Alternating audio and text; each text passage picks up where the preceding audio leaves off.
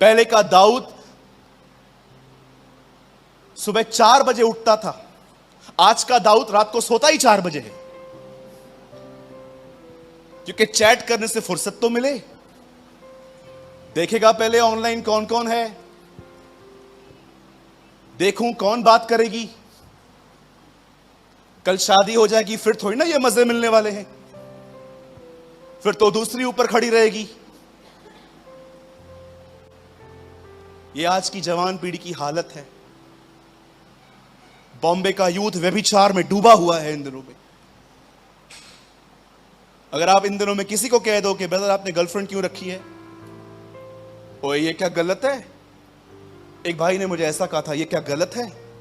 मैंने कहा सही क्या है? मैं आप में से सारे जवानों को एक छोटी सी नम्रता से चेतावनी देना चाहता हूं। आप चाहें आप रख सकते हैं, if you want you can throw it, but मैं आपको बोल के जाता हूं, ट्रस्ट मी, बड़े अंधकार भरे दिन चालू हैं। ये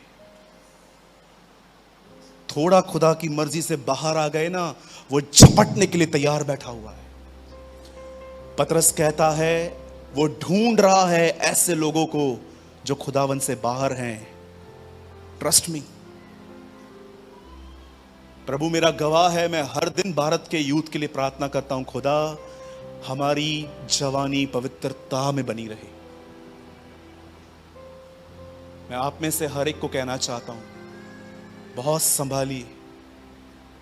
बहुत सारे भविष्यवक्ता होने चाहिए थे भारत में, लेकिन आज बहुत कम मिलते हैं, क्योंकि जवानों ने व्यभिचार के कारण अपनी बुलाहट खत्म कर दी है।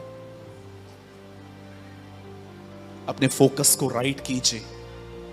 आपके घर के अंदर कोई भी ऐसा व्यक्ति है जो आपको नेगेटिव बोलता है, नकारात्मक बोलता है, इस वचन को अपने आप में रखिए कि आपका जो चित्त है वो सही जगहों पे होना चाहिए। बोलने दीजिए जिसको कुछ मुझे बताइए। सब यहां देखिए जो पीछे भी बैठे हैं।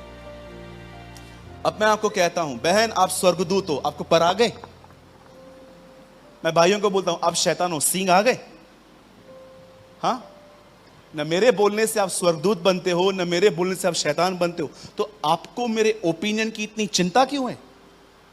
आप किसी बहन को आज बोल के देखो, तू मोटी हो गई है, जिम ज्वाइन कर लेती है, दौड़ने को होता भी नहीं है फिर भी दौड़ेगी। क्यों? मैं तो मोटी हो गई हूं। आपको लोगों की क्यों फिक्र है इतनी? मुझे कई लोग कहते हैं, ब्रदर आपकी नोज बड़ी है, आपके यहां से बॉल जो है, जो बाल हैं यहां से निकल रहे हैं। तो मैं उनको हमेशा एक बात बोलता हूं, भाई सुन, मैं स्वीकार कर लिया गया हूं, मेरे लिए यही बहुत है। मुझे किसको इंप्रेस करना है? मैंने आपको बताया था ना लास्ट टाइम, हमारे कलीसिया में एक भाई है, उसके यहां से पूरे बाल गुम हो गए। मैंने उनसे पूछा आपके बाल क्यों गुम हो गए? बोला पास्टर जी इतने लोगों से हाथ रखवाया है, यहां के बाल ही निकल गए। हर पास्टर को पकड़ते, हाथ रखो हाथ रखो हाथ रखो हाथ रखो।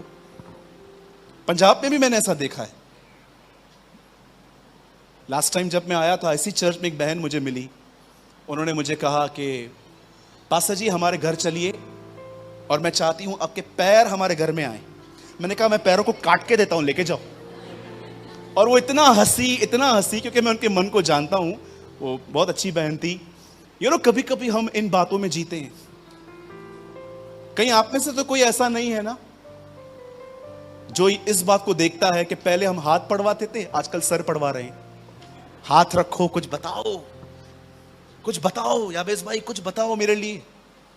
प्रभु मुझे कहां भेजेगा? कनाडा भेजेगा, यूके भेजेगा, कहां भेजेगा? वहां भेजेगा।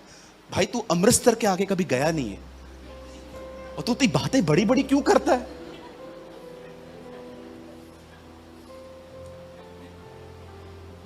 खुदा ने चाहा तो वो ले जाएगा।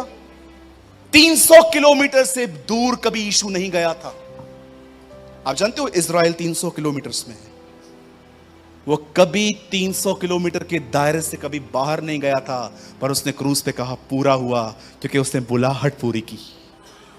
He fulfilled his plan। वहां से मैंने सीखा कि जरूरी नहीं है कि खुदा मुझे मेरी बुलाहट के लिए वो मुझे कभी बाहर भेजे। मैं जहां हूं, परमेश्वर वहां पर मेरे लिए काम कर सकता है।